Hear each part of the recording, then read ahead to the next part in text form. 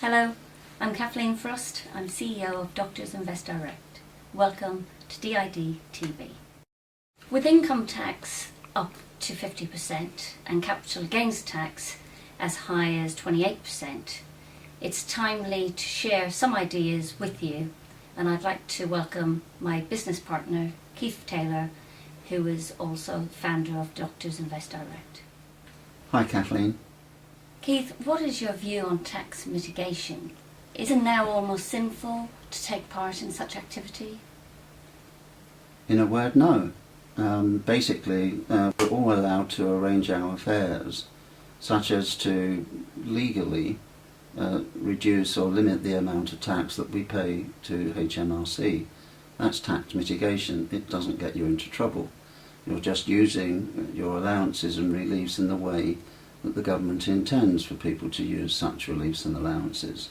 It's tax evasion that gets you into trouble and could even get you into prison, and tax evasion is not something that we recommend to our clients. But we do passionately believe in applying the principles of tax mitigation. As an example, if I choose to put £10,000 into a personal pension policy and I'm a 50% taxpayer, I will get £5,000 of tax relief on my pension contribution. That's a good example of tax mitigation, and it's one that we heartily endorse.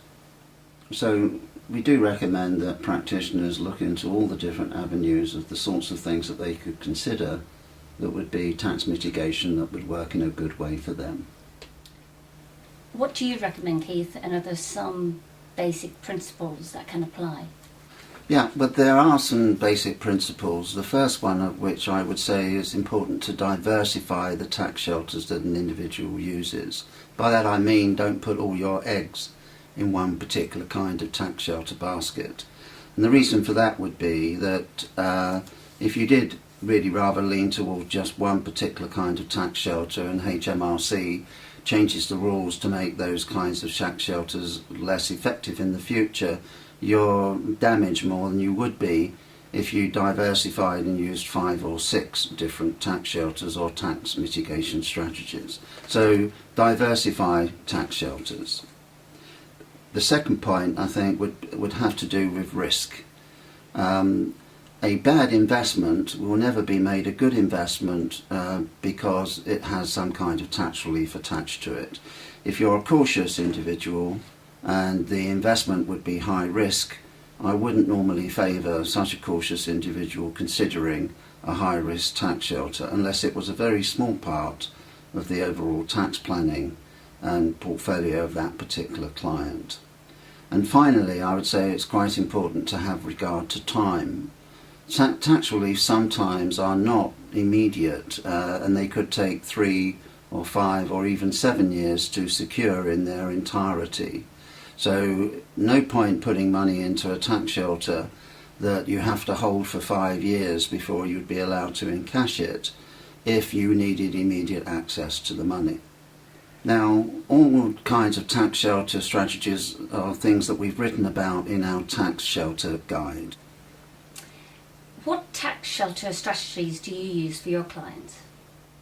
Our tax shelter guide actually lists 17 different steps that a practitioner could undertake to mitigate taxes in a perfectly valid and legal way. And really what we try to do is use the best combination of those 17 strategies to get real leverage into a client's tax planning. And what do you mean by real leverage in tax planning? Well, let's give you an example, but first I need to tell you what individual savings accounts and venture capital trusts are. Essentially, for a higher rate taxpayer, the advantage of an individual savings account is that when you come to encash them, there is no liability to capital gains tax. So that can save you 28% tax that would otherwise apply to a non-ISA kind of investment holding. Venture capital trusts are even more interesting in that the amount of money you invest into a venture capital trust or a VCT is such that you can get back 30% of the investment in income tax relief. So that's quite powerful. Also, if dividends are payable through VCTs, all those dividends are also tax-free. while your money is invested within the venture capital trust, it's essentially a tax shelter and there's no significant tax on the fund once invested. Finally, when you come to take your money back from your VCT, which you have to hold for 5 years, the result is again free of income tax and capital gains tax. All of that is pretty powerful stuff. Now, having explained that, let's just give you an example of a real case that we undertook starting 2 years ago. We had a practitioner who we helped invest £200,000 into venture capital trusts in the 09-10 tax year, and as a result the client won tax relief, income tax relief of £60,000. The client then said, what can we do with this relief that we had helped him achieve? And what we did was we invested £20,400 of that tax rebate into an ISA for him and his wife, and we also invested £39,600 into yet more VCTs in the 10-11 tax year. As a result of that, the client gained another £11,880 in additional tax relief. So really, to wind all that back, the original £200,000 ultimately gave the dentist £71,880 in tax relief, and over and above that, they got 2 ISAs courtesy of HMRC as part of the tax mitigation. All that's pretty powerful stuff. It does sound too good to be true. I promise you it's a real case, and you can read about it on page 4 of our tax shelter guide. Are there any other tax mitigation strategies you'd like to single out? Yes, I'll cover 3 more. We quite like to look at enterprise investment schemes for some clients. The tax reliefs, when you add those up, are really also quite compelling. The monies, while they're invested in the scheme, again, are pretty much exempt from paying taxes along the way. Once you've held an enterprise investment scheme for 2 years, it's exempt from inheritance tax and no longer counts as being part of your estate. And when you take the money back at the end of the period, which needs to be after 3 years to secure the initial income tax relief, then the result is free of capital gains tax and income tax. Finally, if you've, for example, sold another asset on which capital gains tax was payable, investing in enterprise investment schemes helps you to defer and mitigate that tax that would otherwise be due. Then I would say it's also worthwhile considering whether investing offshore has a place for you as part of your tax planning.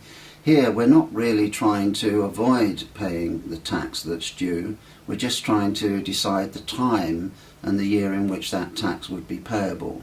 Typically one looks to invest offshore for a period while your earnings and income are high, and then look to bring the money back to the UK when perhaps you've retired or your tax rate has dropped down from 50% to perhaps 40% or even basic rate.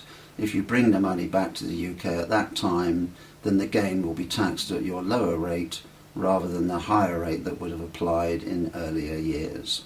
Sophisticated structures that rely on something called using business property renovation allowances, time doesn't permit me to go into that in any detail, but I will just mention that using business property renovation allowances allows an individual to claim up to 50% income tax relief if you suffer that rate of tax at the top level of your earnings. What about inheritance tax? I mean, the ultimate tax. On inheritance tax, I think a lot of people were disappointed that a Conservative-led government wouldn't in some way make inheritance tax kinder. In fact, one of the first things that happened under the coalition government was a statement that there would be no changes to inheritance tax during the lifetime of the existing government. I think in reality death taxes will be with us one way or another forever. So I don't think it's wise to do anything other than to plan to assume that death duties are things that are there and you need to look forward and see if that's an issue for you. And in looking at it, we do help people employ mitigation measures that do not offend HMRC. And how can doctors and dentists get help and guidance on everything that we've discussed? Well, again, I would mention that we published a tax shelter guide. Mention again that it does cover 17 different tax mitigation strategies. In addition to that, now recent editions of Financial Surgery magazine also cover articles on other tax mitigation strategies. There really is a good volume of material there which is certainly well worth a read, and I would commend it to doctors and dentists. Thank you, Keith. Thank you, Kathleen. You can get recent issues of our financial surgery and tax shelter guides in our library section of our website. You may contact us for any guidance that you may need, and I'd like to thank you for watching DID TV. Doctors Invest Direct is a trading style of Taylor Frost Wealth Management, which is authorised and regulated by the Financial Services Authority. Please note and read the important general information at the end of this videocast. The case studies or comments contained in this videocast do not constitute individual advice to viewers. Viewers should ask for personal advice before acting on any of the case studies or comments contained in this videocast. We are happy to provide such advice.